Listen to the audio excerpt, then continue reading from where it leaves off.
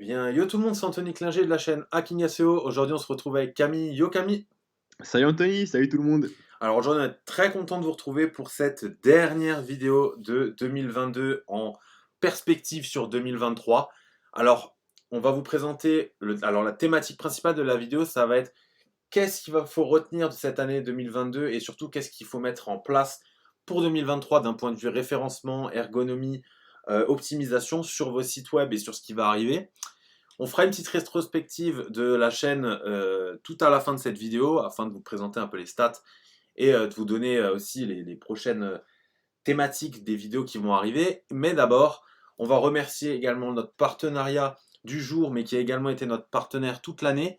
C'est Hostinger, donc on vous le présente plus déjà tellement il est connu en France comme dans plusieurs pays encore actuellement.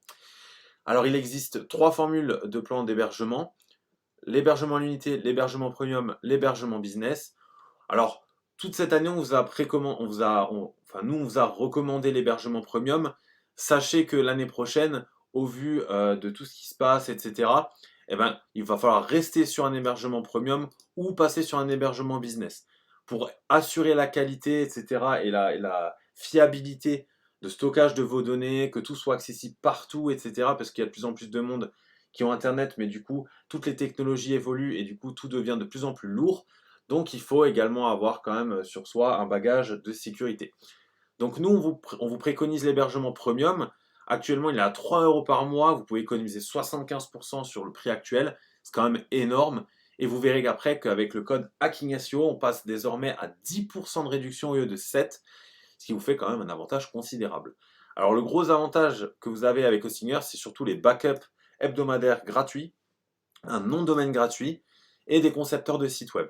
C'est-à-dire un peu en mode Visual Composer si vous connaissez un peu WordPress.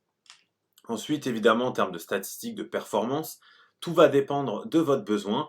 Alors, on va d'abord parler de bande passante et de stockage pour ce qui est d'utilité primaire. Et ensuite, évidemment, tout ce qui est secondaire, vous allez avoir des comptes email illimités, ou alors vous allez avoir de nombre de visites estimatives mensuelles plus ou moins élevées suivant la formule que vous allez choisir. Et évidemment, le stockage qui évolue en fonction. Afin d'avoir des performances optimales, on le répète, privilégiez soit le premium, soit le business. Donc comment ça se passe? On vient de vous dire que vous allez avoir un nom de domaine gratuit. Il vous suffit de choisir votre offre, de choisir sur combien de mois. Donc nous, on va par exemple partir sur un an pour obtenir un nom de domaine gratuit et on va créer un compte. Une fois qu'on a créé un compte, on choisit juste son moyen de paiement. On n'oublie pas de rentrer le code Hacking SEO qui vous réduit du coup la facture et qui vous fait passer de 43 euros à 38,75 euros, ce qui n'est absolument pas négligeable. Une fois que vous avez fini tout ça, vous réglez avec votre moyen de paiement et vous avez votre hébergement et nom de domaine. Voilà, je viens de vous montrer comment créer la base de votre site web ou la base de votre projet personnel sur le web en 2 minutes. Donc voilà pour ce qui était de la présentation des plans Hostinger. N'hésitez pas à y aller de temps en temps. Ils font énormément de plans de réduction. Donc ça peut être très intéressant, notamment sur 2023 avec les nouveautés qui arrivent. Alors je vais laisser Camille commencer, on va dire, sur la thématique de cette vidéo, à savoir l'optimisation de vos pages, de vos sites web, de vos projets pour 2023. Camille, je te laisse débuter. C'est ça, alors du coup on va voir ensemble quels sont les enjeux pour 2023 aux yeux des moteurs de recherche. Qu'est-ce qu'il faut faire sur son site web pour être le plus optimisé en termes de SEO et pour être le plus visible du coup et ne pas perdre de trafic. Voilà, le premier critère, c'est vraiment le plus important, c'est la rapidité de votre site web. Aujourd'hui, voilà, l'électricité coûte de plus en plus cher, comme vous le savez.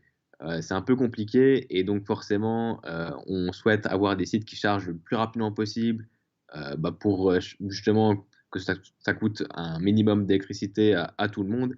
Et Google va être très très vigilant à ce niveau-là et il va vraiment surveiller si votre site est rapide ou non.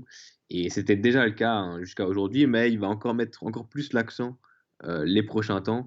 Et donc voilà, avoir un Google PageSpeed Score de 100%, c'est vraiment, en tout cas un PageSpeed Score qui se rapproche du coup au maximum de 100, c'est vraiment important. Et là, du coup, on est sur un site qui s'appelle PageSpeed, et c'est le site référence de Google qui permet d'analyser la rapidité d'un site web. Et c'est sur ce site-là qu'on va analyser bah, du coup, si son site web est rapide ou non. Et donc, on vous conseille de le faire sur votre site actuel ou sur vos prochains sites, hein, quand vous allez les créer, pour voir si effectivement il répond aux normes de vitesse de Google. Et là, vous avez du coup toutes les stats et toutes les indications sur ce qu'il y a à faire pour améliorer cette rapidité-là. Et l'idéal, bah, comme dit, c'est d'être dans le vert et de se rapprocher de 100. Alors, si vous n'avez pas 100, c'est pas forcément très grave. Mais voilà, si vous voyez que vous avez un page speed score de 30, 40, 50, c'est que potentiellement il y a beaucoup de choses à améliorer. Et donc votre site met beaucoup de temps à charger. Donc les gens vont pas être forcément satisfaits parce que du coup, forcément, votre site va mettre du temps à charger. Et donc ils auront tendance à potentiellement plus vite quitter votre site et à augmenter par exemple le taux de rebond qui va du coup vous pénaliser en termes de SEO. Donc attention à toujours avoir un site très rapide et là, bah, Google vous donne toutes les données, toutes les indications pour que vous optimisez de votre côté ce page speed score. Donc là, par exemple, il vous dit d'optimiser, c'est très souvent le JavaScript, souvent le CSS aussi. Parfois, il va vous parler aussi du temps de chargement du serveur. Donc, si vous n'avez pas un serveur optimisé, bah forcément, vous allez avoir un page speed score qui va être élevé. Donc, c'est pour ça qu'on vous conseille aussi Hostinger, parce que Hostinger, ils ont des serveurs qui sont très rapides. Et donc, ça aide beaucoup pour le page speed. Et voilà, il va vous donner toutes les indications, hein, pour optimiser votre site web. Et une fois que vous avez fait toutes ces indications, donc on a déjà fait pas mal de vidéos, hein, sur comment optimiser son site, bah, pour la rapidité.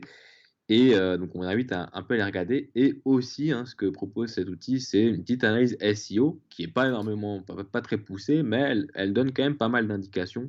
Donc là, par exemple, il nous dit que le document ne contient pas d'attribut meta description. C'est pas top de ne pas avoir de meta description.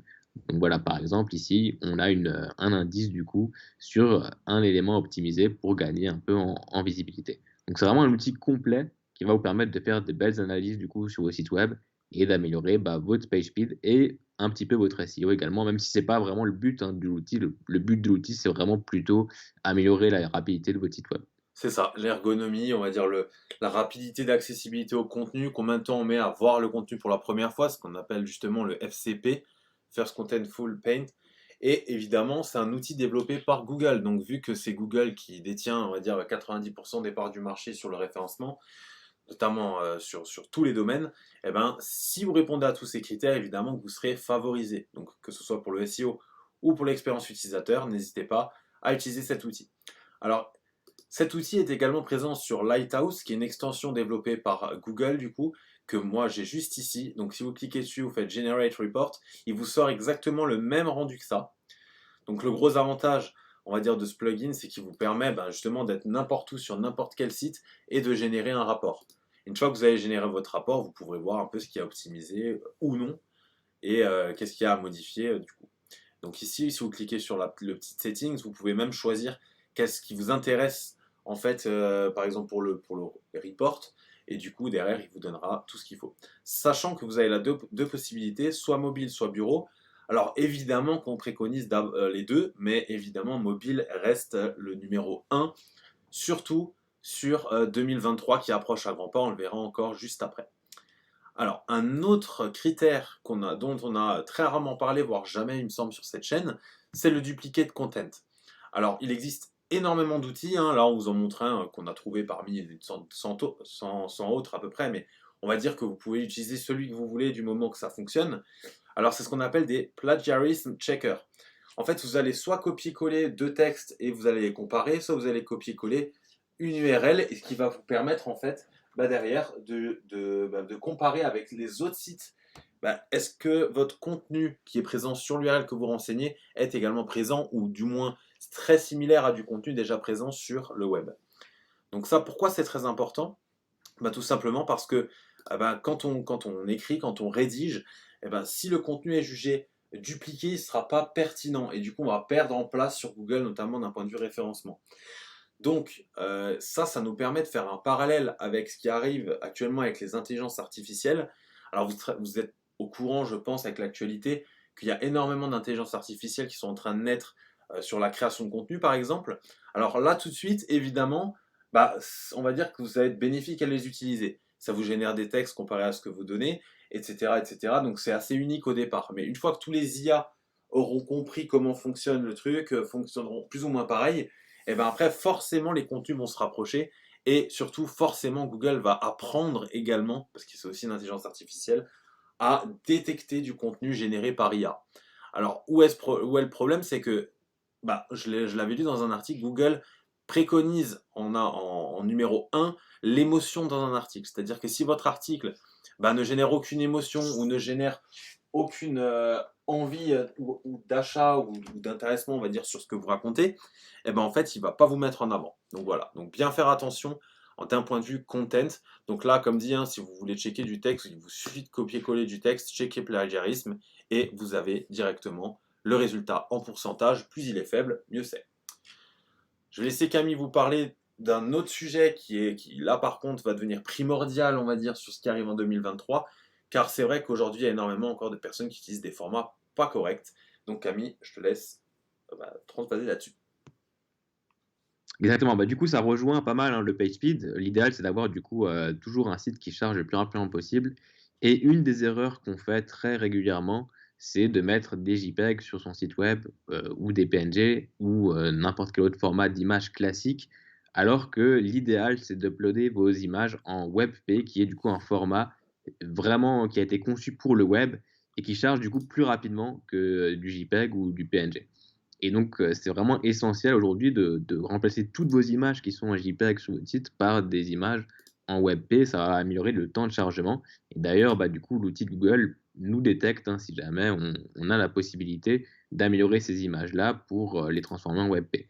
Et du coup, là, on vous montre un site qui permet de convertir un fichier JPEG ou PNG ou n'importe quel autre format en WebP. Et en fait, c'est très simple. Vous avez juste à glisser l'image depuis votre PC et cliquez sur convertir. Automatiquement, il va vous convertir en quelques secondes, voire un peu plus longtemps si jamais l'image est très très lourde. Mais dans ce cas-là, c'est pas top de la publier sur votre site si elle est très très lourde.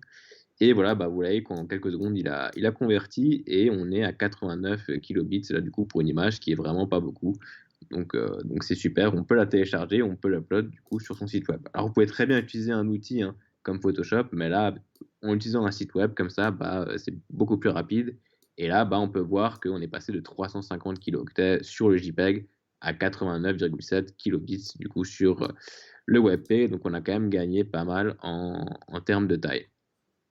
Voilà. Donc un outil vachement utile. Hein. N'hésitez pas à convertir du coup toutes vos images. Sachant qu'on peut le dire, Google, comme les navigateurs, pénalisait pas beaucoup encore, on va dire, tout ce qui était format d'image. Aujourd'hui, c'est vraiment devenu le nerf de la guerre, on va dire, dans tout ce qui arrive, que ce soit d'un point de vue SEO comme expérience utilisateur. Parce que, évidemment, les deux vont de pair. Alors, justement, en parlant d'expérience utilisateur, voici un principe, alors qui peut paraître tout bête, qu'on va vous expliquer assez rapidement, et qui va être essentiel, je dirais même nécessaire sur cette année 2023, au vu des perspectives du web. Alors, vous connaissez certainement le contenu adaptatif et le contenu responsive, donc c'est un peu la même chose, hein. C'est-à-dire que vous avez du contenu à la base qui va être adapté sur différentes plateformes, enfin différents devices, c'est-à-dire un iMac par exemple, un desktop, un laptop, un iPad, enfin une tablette ou un smartphone. Alors l'adaptatif, c'est quoi? Ou le responsive, tout simplement, c'est on va développer par exemple des sections du contenu, une structure de site pour bah, du desktop et ensuite on va l'adapter suivant les formats bah, de device pour donner un affichage plus ou moins lisible à l'internaute, peu importe sur quelle plateforme il est. Alors le mobile first, c'est l'inverse, c'est-à-dire qu'en fait on va tout générer, on va créer une maquette et développer à la base pour mobile. Une fois qu'on a toute notre maquette et toute la partie, on va dire, design qui est développée sur mobile, là seulement, on s'adapte sur les autres plateformes. Alors, en quoi c'est important? En quoi ça change tout? Bah, c'est très simple. Alors, souvent, si vous êtes développeur ou si vous créez des maquettes, quand vous créez vos interfaces UI, UX ou même juste vos plateformes de développement, on va dire sur desktop, eh ben, vous allez ajouter du contenu qui est inutile pour quelqu'un qui est sur mobile. Alors que si vous commencez par le développement on va dire, de maquettes sur mobile, vous allez mettre l'essentiel. Et c'est l'essentiel qui va attirer en fait Google, il va se dire, ok, il donne l'information rapidement, donc c'est qu'ils ont compris en fait qu'il ne faut pas faire nager, on va dire, les internautes sur votre page web 30 ans avant qu'ils puissent trouver le contenu. Donc une fois que vous avez créé vos maquettes en mobile first, vous les déclinez sur tablette, donc c'est en général grosso modo la même chose, et ensuite sur desktop. Donc vraiment utiliser ce principe-là. Alors vous allez voir que ça va souvent épurer, on va dire au maximum, du coup vos designs sur desktop, mais vous pouvez très bien, si vous êtes un bon web designer, vous amuser sur la partie desktop, notamment sur des effets de hover que vous ne pouvez pas retrouver sur du mobile ou sur de la tablette. Donc voilà pour ce qui est en fait du mobile first, qui rejoint en fait tout ce qu'on vient de vous dire, que ce soit les médias, que ce soit également le duplicate content, parce que la quantité de texte va également influer sur le temps que passe la personne sur votre site, et que si vous êtes sur mobile, il va falloir l'agencer différemment. Et Lighthouse et PageSpeed Insight pour tout ce qui est performance, que ce soit SEO, PWA ou l'accessibilité. Je vais laisser Camille terminer sur la petite rétrospective d'Hacking SEO en 2022 et sur nos perspectives en 2023. Ouais, donc voilà un peu pour cette vidéo. Donc on espère que vous allez suivre ce qu'on a indiqué dans cette vidéo. C'est très important pour le site web pour l'année prochaine, donc n'hésitez pas à prendre le pas le plus tôt possible. Et du coup, on tenait à vous remercier, hein. Vous êtes de plus en plus nombreux sur la chaîne. On a dépassé les 5000 abonnés. Donc ça nous fait vraiment plaisir. Et donc voilà, c'est grâce à vous, hein, que cette chaîne existe. Sans vous, elle n'a pas d'intérêt. Donc on la continuerait pas si derrière on n'avait pas des retours positifs. Donc on est très content là de nos retours et ça nous fait vraiment chaud au cœur. Et on va continuer du coup, hein, de faire des vidéos, de vous proposer du contenu gratuitement pour cette nouvelle année. Et on fera toujours des partenariats, hein, avec d'autres entreprises, des entreprises qu'on apprécie, hein, toujours, qu'on utilise et dont les services nous parlent et nous plaisent. Sinon, on ne les partagerait pas. Et c'est ce qui permet aussi de financer la chaîne et de vous sortir des vidéos gratuites, hein, du coup, et de qualité. Et donc, si vous avez des idées, hein, de sujets de vidéo ou quelque chose que vous souhaitez qu'on aborde pour cette nouvelle année, n'hésitez pas à nous le mettre en commentaire ou à nous envoyer un petit message et on le fera. Et donc voilà, un peu pour faire un point sur les vidéos, on a atteint une centaine de vidéos, donc c'est déjà pas mal. Et la chaîne existe depuis 3 ou 4 ans, quelque chose comme ça. Donc ouais, on a fait un bon bout de chemin. Ouais, on a fait un bon bout de chemin. On vous remercie car c'est vous qui nous suivez. Peu importe les types de vidéos. Alors, il y en a qui marchent bien, il y en a qui marchent moins bien, il y en a qui marchent très très bien. Mais en globalité, on a des très bons retours de votre part, ce qui fait super plaisir. Comme l'a dit Camille, sur l'année qui arrive, parce qu'on va quand même se pencher vers les perspectives de 2023, on va vous proposer du contenu neuf, notamment sur des nouveaux outils qui vont sortir. Restez à la page et on va peut-être aussi avoir une petite section développement peut-être un peu plus poussée, où là on pourra rentrer un peu plus dans les détails lorsqu'on vous parle de développement à proprement parler, donc du code. Mais il y aura également un peu des sujets de discussion ouverts également. Pourquoi pas passer sur on va dire sur des sujets qu'on a déjà fait dans d'autres vidéos, comme des audits de vos sites web. Donc on pourra faire par exemple un top 3 audit où vous nous donnerez vos sites web et on en tirera 3 au sort. Et on les fera avec vous en direct par exemple, pour vous montrer tout ce qui va, tout ce qui ne va pas. Et voilà, voilà, parce que ça a toujours été le but de la chaîne, de vous aider, de partager au maximum avec tout le monde. Donc voilà, on espère que toutes ces vidéos vous ont plu. On remercie encore une fois Hostinger qui a été partenaire de cette vidéo et qui a été également partenaire sur un bon nombre de vidéos en 2022. Donc c'est vrai qu'ils nous permettent de réaliser un bon nombre de vidéos et tout en gardant un service exceptionnel. C'est pour ça qu'on conserve ce partenariat. Sinon, vous vous doutez bien qu'on ne vous aurait pas conseillé cet hébergeur-là. Donc voilà, c'était tout pour cette année 2022. On se dit ciao tout le monde, bonne année en avance, passez de bonnes fêtes. Ciao tout le monde, ciao Camille. Ciao Tony, ciao tout le monde, passez de bonnes fêtes.